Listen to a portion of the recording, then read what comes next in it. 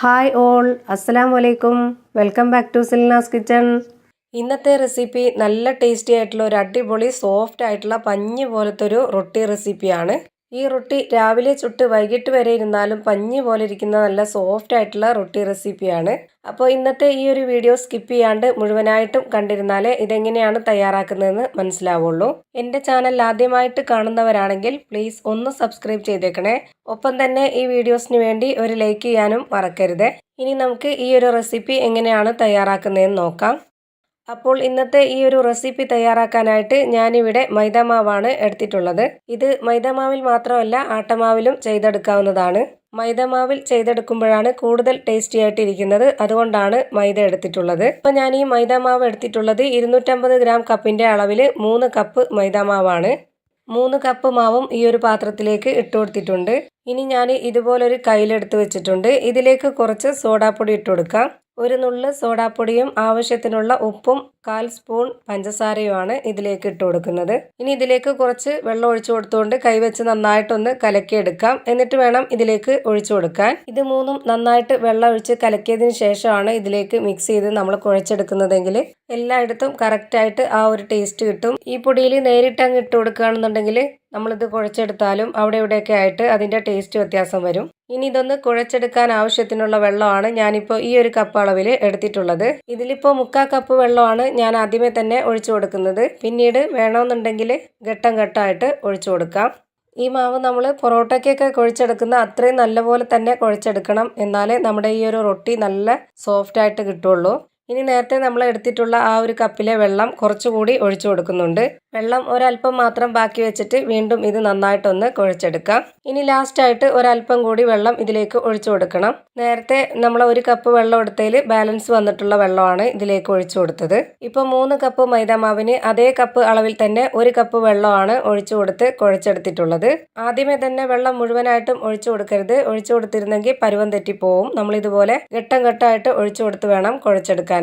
ഇപ്പോൾ ഒരു ഏകദേശം 10 മിനിറ്റോളം എടുത്തിട്ടുണ്ടാവും ഞാൻ ഇതുപോലെ നന്നായിട്ട് കുഴച്ചെടുക്കാനായിട്ട്. മാവ് നന്നായിട്ട് കുഴച്ചെടുക്കണം. എന്നാൽ മാത്രമേ നമ്മുടെ റൊട്ടിയും നല്ല സോഫ്റ്റും പെർഫെക്റ്റും ആയിട്ട് ഇരിക്കുള്ളൂ.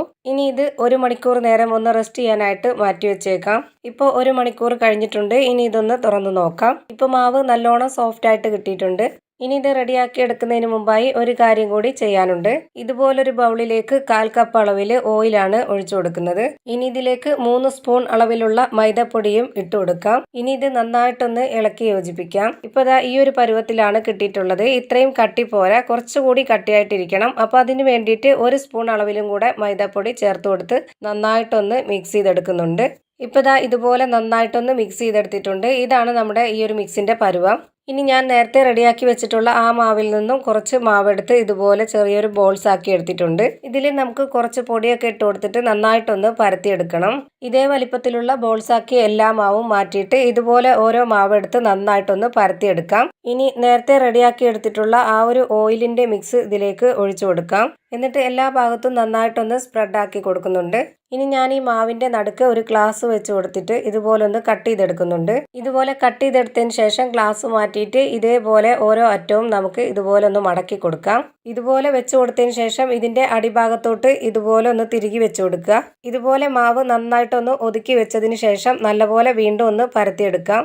ഒരുപാട് നന്നായിട്ട് പ്രസ് ചെയ്യാതെ നമുക്കിത് നല്ലപോലെ തന്നെ തിരിച്ചു മറിച്ച് ഇട്ടൊന്ന് പരത്തിയെടുക്കാം. ഇതുപോലെ ചെയ്തെടുത്തത് നല്ല ലെയറോട് കൂടിയിട്ടുള്ള നല്ല സോഫ്റ്റ് ആയിട്ടുള്ള ഒരു റൊട്ടി കിട്ടാനാണ്.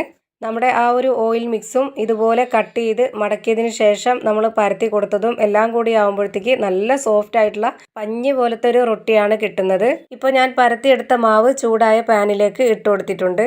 എണ്ണ ഒന്ന് സ്പ്രെഡ് ചെയ്തെടുത്തതിന് ശേഷമാണ് ഈ മാവ് ഇട്ട് കൊടുത്തത്. മാവ് ഇട്ട് കൊടുത്തതിന് ശേഷം നന്നായിട്ടൊന്ന് ചൂടായി വരുമ്പോഴത്തേക്കും ഇതിലേക്ക് 1 സ്പൂൺ ഓയിൽ ഒഴിച്ചു കൊടുക്കാം. ഇനി നന്നായിട്ടൊന്ന് സ്പ്രെഡ് ചെയ്ത് കൊടുക്കുന്നുണ്ട്. ഇനി ഇത് ലോ ടു മീഡിയം ഫ്ലെയിമിലിട്ടിട്ട് വേണം നല്ലപോലെ വേവിച്ചെടുക്കാൻ. ഇതിൻ്റെ ഉള്ളൊക്കെ നന്നായിട്ട് വെന്ത് വരണമെന്നുണ്ടെങ്കിൽ, നല്ല ലെയറായിട്ട് കിട്ടണമെന്നുണ്ടെങ്കിൽ ഇത്തിരി സമയം എടുത്തിട്ട് വേണം ഇത് വേവിച്ചെടുക്കാനായിട്ട്. ഇപ്പോൾ ഇതിൻ്റെ ഒരു ഭാഗം വെന്തിട്ടുണ്ട്. ഇനി ഇത് നമുക്ക് തിരിച്ചിട്ട് കൊടുക്കാം. ഇത് ഒരുപാടൊന്നും പൊള്ളി വരുമൊന്നുമില്ല, എന്നാലും അത്യാവശ്യം നല്ല രീതിയിൽ പൊള്ളി വരുന്നുണ്ട്.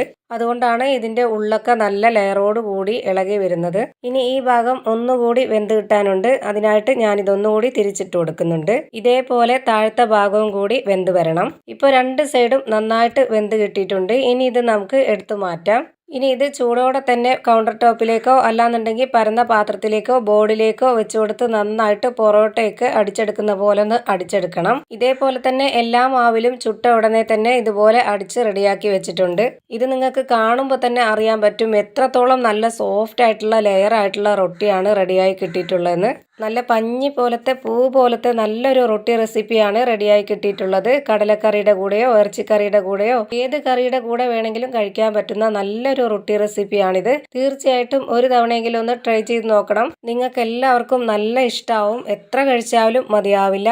അപ്പോൾ ഇത്രയേ ഉള്ളൂ എൻ്റെ ഇന്നത്തെ റെസിപ്പി ഇഷ്ടമായാൽ ലൈക്ക് ചെയ്യാനും കമൻറ്റ് ചെയ്യാനും ഷെയർ ചെയ്യാനും മറക്കരുത്. ഞാനിടുന്ന പുതിയ വീഡിയോസ് നോട്ടിഫിക്കേഷനായിട്ട് കിട്ടുന്നതിന് വേണ്ടി സബ്സ്ക്രൈബ് ചെയ്ത് ബെല്ലൈക്കൺ അമർത്തി അതിൽ ഓൾ എന്ന ഓപ്ഷൻ കൊടുക്കാനും മറക്കരുത്. പുതിയൊരു വീഡിയോയുമായി വീണ്ടും വരും. Thank you for watching.